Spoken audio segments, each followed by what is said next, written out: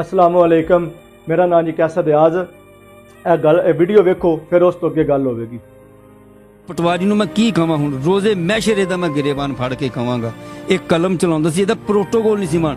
ਵੱਡੇ ਵੱਡੇ ਹੋਟਲਾਂ 'ਚ ਖਾਣਾ ਖਾਂਦਾ ਸੀ। ਇਹਨਾਂ ਦੇ ਘਰ ਤੁਸੀਂ ਜਾ ਕੇ ਦੇਖੋ, ਪੱਥਰ ਲੱਗਾ, ਸ਼ੀਸ਼ਾ ਲੱਗਾ, ਐਸ਼ੋ ਆਰਾਮ। ये बंदे दा आहो पुकार और वेखो इस बंदे दा कितना कि परेशान है कि 4 साल तो उस बंदे दी कबर दे उत्ते बैठ के ते किस तरह उसनूं दुआवां दे रहा है। क्या इस दे लोआ यकीन कबर वाले दे लोआ यकीन नहीं वेखदे होने पे कि बंदा उसनूं की दुआवां दे रहा है।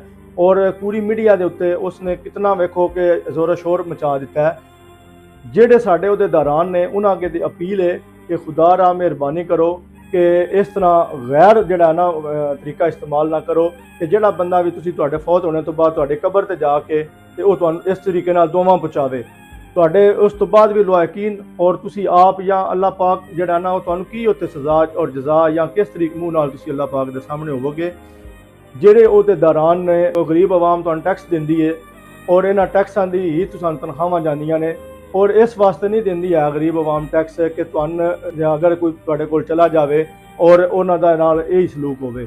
खुदा रा मेहरबानी करो और अपने बच्चों ते भी रहम करो। गरीब आवाम जिहड़ी अपने मेहनत मजदूरी खून पसीने की कमाई नाल ओह कमाई करते हैं, उन्हां नाल ज्यादती और जुल्म ना करो। अज दी मेरी वीडियो का टॉपिक यही है कि तुसी अपने अगला नामा माल जिहड़ा है, क्योंकि मरना तो हक दा राह है। हर बंदे ने मौत का जायका चखना है। कुल्लु नफ्सिन जायकातुल मौत। हर इंसान ने मौत का जायका चखना ही है, लेकिन खुद उस जगह ते जिस टाइम तुहाडे अपने सामने होना है उत्थे ते ये ना होवे कि तुसी एक दूजे नाल नज़रां ना मिलाओ या हजूर पाक दे नाल तुसी नज़रां ना मिला सको। कोशिश करो कि दुनिया ते आए हो इस तरीके नाल जीवो कि मरण तो बाद तुहाडा ये अच्छा लफ्ज़ां में कोई याद करे। अज दी मेरी वीडियो का टॉपिक यह भी है कि तुसी मरने तो बाद दे बारे सोचो। दुनिया ते अर्जी है, इहदे विच ते तुसी जो कोई भी कर लवो, मकसद है कि वह गुजार ही जानी है।